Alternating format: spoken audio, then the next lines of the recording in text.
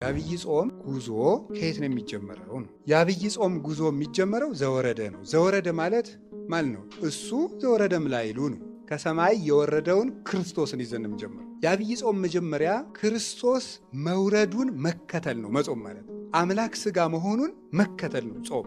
እንደኛ ቤተክርስቲያን የሚያስደንቅ ቤተክርስቲያን የለም። በእውነት ቤተክርስቲያን አንዲት ናት።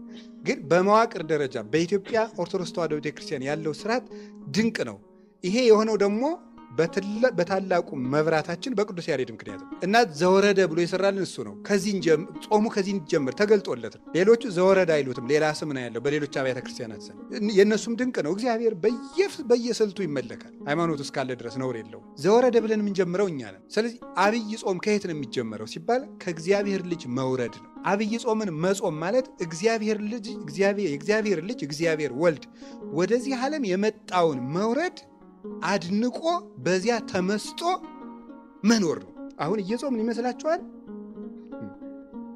የመጀመሪያዎቹ ክርስቲያኖች ክርስቶስ ወደዚህ ዓለም የወረደበትን ምስጢር ለማድነቅ ብለው አብይ ጾም ሊገባ ሲል ዮርዳኖስን ተሻግረው በረሃ ሂደው 40ውን ቀን ሰንብተው የሆሳዕና ዕለት ነበር መልሰው የሚገናኙ። በሐዋርያት ዘመን የነበሩት ማለት ዳቧቸውን ቋጥረው ዮርዳኖስን ተሻግረው በረሃ ሂደው ሁሉም ለየብቻው ሆኖ የክርስቶስን ወደዚህ ዓለም መምጣት እያደነቀ ከርሞ የሆሳዕና ይገናኛል። ስለዚህ በክርስቶስ ሰው መሆን መደነቅ ነው። ዘወረደ ገባ፣ ጾም ገባ ሲባል ዘወረደ ስንል እግዚአብሔር እኮ እኛን ለማዳን መጣ ብሎ በዚህ ተደንቆ ጾሙን መጀመር ነው። እግዚአብሔር ወደዚህ ዓለም መጣ የሚለውን እንዲደንቀን መሆን ነው። ደንቆን ከጾም ነው ጥሩ ነው። እንዲደንቀን አንድ ሁለት ነገሮች እንደው ሊቃውንቱ ከተናገሩት ልንገራቸው እስቲ።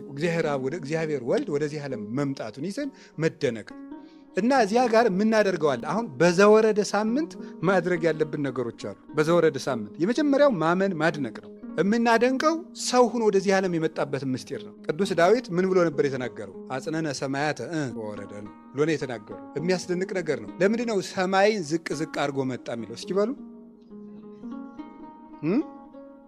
ሰማይን ዝቅ ዝቅ አድርጎ መጣ። አንድ የበረሃ መነኩሴ የተናገረውን ንገራችሁ። ለሰው ልጅ ደግሞ ትሕትና ምንድን ነው አለ። እኔ በጣም ነው የሚደንቀኝ የዚህ መነኩሴ ንግግር ስሰማ። ለሰው ልጅ ትሕትና አይገባውም። ለሰው ልጅ የሚገባው አቅሙን ማወቅ ነው።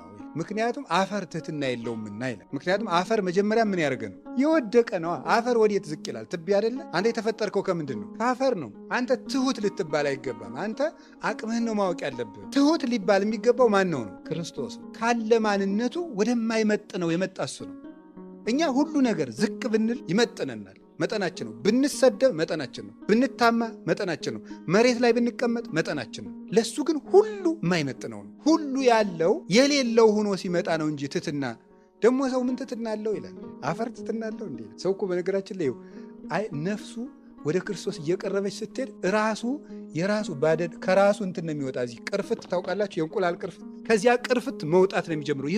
ነፍሱ ትበራለች። አሁን እኛ እኮ ትንንሽ ነገር በተነካን ቁጥር የምንበሳቸው የት ውስጥ ነው ያለ ነው? አሁን እዚያው ቅርፊት ውስጥ ነው። እዚያው ቅርፊት ውስጥ ስለሆን መንደፋደፍ ነው እዚያው ውስጥ። እንዲሁ መንፈስ ቅዱስ መቼ እንደሚፈለፍለን እግዚአብሔር ይርዳን። ሆኖ እዚህ ቅርፍታችን መቼ እንደሚያወጣል እዚያውን የምንደፋደፍ ሰው ነፍሱ ወደ ክርስቶስ እየተጠጋች ሲሄድ ከራሱ ማዕቀፍ ከራሱ አጥር ያወጣና ክርስቶስን እያየ መደነቅ ነው። የራሱን ነገር እየረሳ ነው። የኋላውን እየረሳ ወደፊት ምን እላለሁ ያለ ቅዱስ ጳውሎስ፣ እረሳለዋል። የኋላውን እረሳዋለሁ፣ ወደፊት ነው የሚሄደው። ራሱን የሰራውን የራሱን ታሪክ እየዘነጋ አይኑ ክርስቶስ ላይ ነው የምታረፈው።